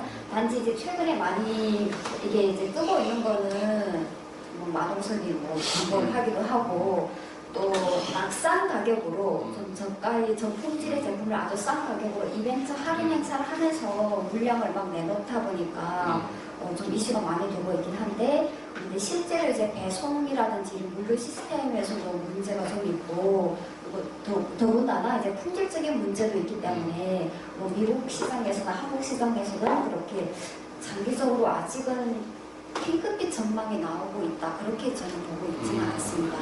반짝 이제 현상이지 않을까. 엄청난 돈을 투자하고 있는데 그래도 뭔가 승부를 던진 거 아닌가요? 네, 그렇기는 하지만 그래도 단기간에는 어려울 것 같아요. 일단은 뭐 인도나 이런 시장이면 또 모를까 이제 미국이나 뭐 한국과 같이 이제 상대적으로 선진 시장에서는 아무래도 품질이 가장 중요한 문제라고 생각이 되어서 아주 저가라는 그런 장점을 빼면 아직 특별히 본토의 그런 플랫폼 업체들을 대체하기에는 아직은 좀 무리수라는 생각이 드는데 만약에 지금은 좀 약간 좀 그렇게 낙관적으로는 보시지 않으시는데 만약에 그게 상당히 이제는 우리 한국 사회에 지금 쿠팡이 상당히 핫하잖아요. 그래서 그러다 보니까 뭐 일반 소매점이나 이런 게 다 크게 타격을 받고 있단 말이에요. 근데 이제 중동포들 같은 경우 한중 간에 상품 무역이라든가 뭐 이런 걸 뭐 중국에서 특히 해서 저 이웃 같은 데 물건 갖고 와가지고 한국에서 많이 파는 뭐 이런 것도 하고 그러는데 그런 경제에 상당히 영향을 미치지 않을까 하는 생각이 들어요. 그게 되면 그럼 중국 동포 경제에 있어서도 상당히 큰 그 뭐랄까 새로운 뭐 돌출구를 찾는 방법 찾아야 된다랄까 뭐 그런 생각도 드는데 관심이 있으신가요? 네, 관심이 저는 있지는 않은데 네. 그렇죠. 근데 뭐 그렇게 이제 개인적으로 중국에서 수입을 해서 뭐 한국이나 뭐 이렇게 파는 그 비중이 사실은 크지는 않거든요. 그러니까 개인들이 그러니까 말씀하시는 건 중국에서 물건을 가져와서 한국에 중국 동포 경제에 있어서는 좀 그래도 그 비중이 있지 않나요? 중국 동포의 경우에는 그래도 네, 있잖아요. 네, 그러니까 그게 타격을 개인적으로 좀 있지 않을까? 네, 그거는 타격이 좀 있겠죠. 네. 네, 직구하는 그런 동포 사회는 네, 타격이 좀 있을 수 있겠는데 그런 통계를 제가 보지는 그래서 못했지만 그런 거를 하는 부분에서 어떤 대응책 같은 거를 좀 동포 경제의 발전을 위해서 좀 내놔야 되지 않나요? 연구를 해봐야 새로운 연구 수술을 듣고 있습니다. 상강 포럼에서 연구실로 올라가는데 어떻게 그걸 혹시 질문 있으셨어요? 지금 왜 그러냐면은 지금 건설 경기도 국내에서 일자리를 많이 찾기가 뭐 동포들이 뭐 눈높이가 좀 높아진 부분도 있죠. 상당히 한국이 어려운 일자리 사람의 인력을 많이 어려운데 이제 동포들 수준에 있어서는 일자리가 상당히 없다. 그 동포들이 다시 또 중국으로 돌아가려고 한다라는 뭐 그런 이제는 이야기들이 동포들 사이에서 많이 나오는 거야. 그래서 이게 뭔가 새로운 또 동포 사이에 움직임이 있는 건지 이런 경제적 어떤 그런 요인을 인해서 그래서 좀 고민을 좀 해보게 돼요. 네, 아까 말씀하신 것과 관련하여서 중국 제품을 이제 한국으로 파는 네, 그런 무역에 개인적으로 종사하는 사람들도 꽤나 있지만 그보다는 이제 한국 제품을 중국에 파는 그 비중이 훨씬 더 크다고 생각하거든요. 그래서 아직 말씀하신 그런 요인들이 체감이 저 개인적으로는 잘 안 되는 것 같아요. 제 직장과 관련해서는 바이두에서 한류에 대한 관심도를 어떻게 추출하게 되셨는지 조금 궁금해요. 그러니까 어떤 한류라는 특정 단어의 검색 빈도수라든지 혹은 언급된 횟수 이런 걸로 보신 건지, 그렇다면 이게 절대적 수로 보신 건지, 아니면 어떤 비율로 보신 건지, 그러니까 전체적인 검색 수에서 차지하는 비율이라든지. 그러니까 한류에 대한 관심도가 그러니까 시차적으로 먼저 증가하고 그 다음에 그에 따라서 이제 소비가 증가하면 상대적으로 어떤 인과관계를 주장하는 데 있어서는 좀 더 유리하잖아요. 근데 만약에 이게 지역별로 비교를 하게 되면 이게 그 지역별로 갖고 있는 특징들이 너무 많아서 그러니까 이 한류의 효과를 분리해서 보기가 좀 힘들지 않나? 친구들과 제가 한국 드라마, 중국은 한剧, 그리고 한국 음악, 한국音乐, 한국 예능, 한중 이렇게 절대량을 검색을 하고 거기에 로고값을 심어서 이제 비교 분석을 했고 지역별로 비교 분석을 한 것은 아니고요. 그냥 성별 데이터를 이용을 해서 패널 데이터로 추정을 한 것이고 그리고 아까 말씀하신 그런 인구 통계학적인 특성을 본 건 아니고 각 지역별로 뭐 묘사가 공식인지 그거를 알 수는 없으니까 그렇게 한 건 아니고 뭐 일반적으로 많이 사용되는 뭐 소득 수준이라든지 성장률이라든지 이러한 데이터를 사용을 했고 그리고 아까 시차 말씀하신 게 그거 좋은 말씀이시고 그래서 그 효과를 보기 위해서 1년 단위 그러니까 시차를 두고 랩을 함수를 두어서 그리고 GMM이라는 방법으로 그 시차를 통제하는 방법으로 분석을 하기도 했습니다. 이 정도로 해서 오늘 1회 그 포럼을 마쳐야 될 것 같습니다. 우리 모두를 위해서 우리 모두 고생했고 보람도 있었다는 의미에서 큰 박수로 마감을 하겠습니다. 상강 프로 화이팅! 제1회 김동포 차세대